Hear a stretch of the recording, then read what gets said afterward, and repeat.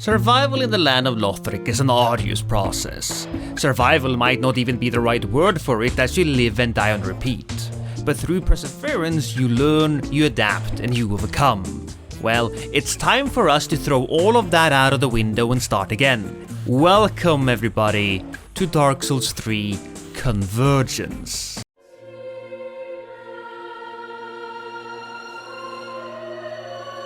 First order of business is to choose a starter class, something that fits my temperament and disposition. The Blood Knight seems like the perfect fit as it has the appropriate amount of fashion souls. Next, we pick a name for our intrepid adventurer, and I go for the only logical option. I spawn in at the Untended Graves, which is way more lit than I remember. While Lothar's history of fire safety was never good, this must be a new low. I mean, look at this guy. He's completely crispy. The Blood Knight starts out with an axe and a sword. The sword can also be used as a catalyst, which is beautiful as I also have a spell that causes second-hand bleeding. That way I can kill my enemies while also socially distancing. I'm a socially conscious murderer. I figured that I need as many supplies as I can get my hands on in order to survive this hostile place, so I decide that the best course of action is to loot the corpses of every man, woman and child that I come across, or create. While my search does not render the biggest yield, it's not in vain either. I find 10 military-grade concussion urns, a heavy gem for those weapons that are just too light, a luck elixir, Ashen Estus, a small to medium-sized stone, a magical urn filled with the spirit of Christmas, and this weird thing. I wonder what it means. As I battle my way through the graveyard, the resistance is noticeable, but by no means insurmountable. But something much more dangerous lies in the wait ahead. My first real challenge is a doggo, with an acute case of heartburn.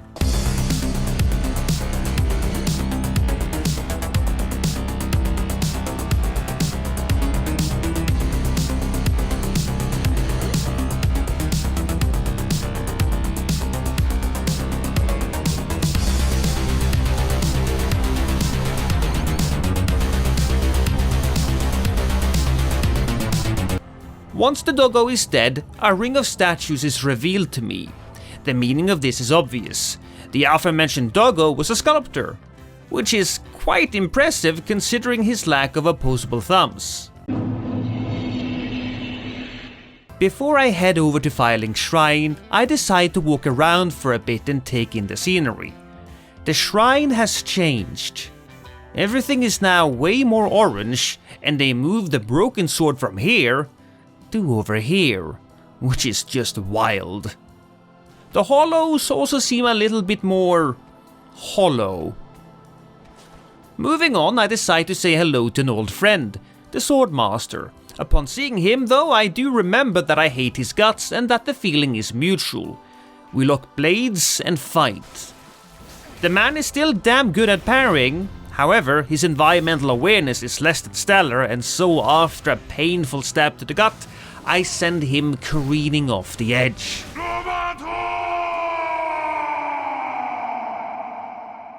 Gravity fears no man. Once inside, I make contact with the waifu and realize that the shrine is now way more popular than before. I always thought that the shrine was prime real estate, so it's good to see that people are finally taking my advice seriously. There are many new people, but one addition that warms my heart is that of the Rock Demon. It's good to know that in 2021, human and demon relations have improved to the point where we can be civil, barter, and even learn a thing or two from each other. Truthfully though, the only person we really care about here is the thickest gal, Visa. She may have type 3 diabetes and she may be 45 seconds away from a heart attack, but I still find her beautiful. Morbidly obese women still have curves, you know, even if they are curved in the opposite direction of conventional beauty. She is the person in charge of selling blood magic, so I start by perusing her goods before I take a look at what she sells. I decide not to buy anything, but I will be back later. First, I just gotta come up with some pickup lines that will make her heart flutter worse than her butter intake. Lothar Castle is a place of extreme contrasts.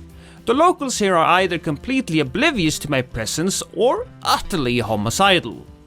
I think I like it here. The original bonfire is gone. In its place, a knight is chilling in front of the fire. That's a funny sentence.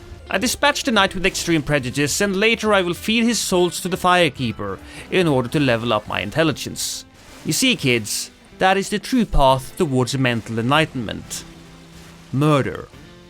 It seems like the mod authors decided to move the bonfire down here for a more feng shui. As I walk up, I see a turtle guy walking around like he owns the place, which I take offense to because why not, and I kill him. Nothing happens. Sometimes we just kill because we can. Right next to the bonfire is this keep, which I find to be unnecessarily dark. You would think that the locals' propensity for a lax attitude towards fire safety would ensure some better lighting in this place, but I guess not. Due to the darkness, I almost missed this chest, which could contain any number of treasures. Turns out that the chest does not contain treasures, but rather a slimy tongue and rows upon rows of sharp teeth.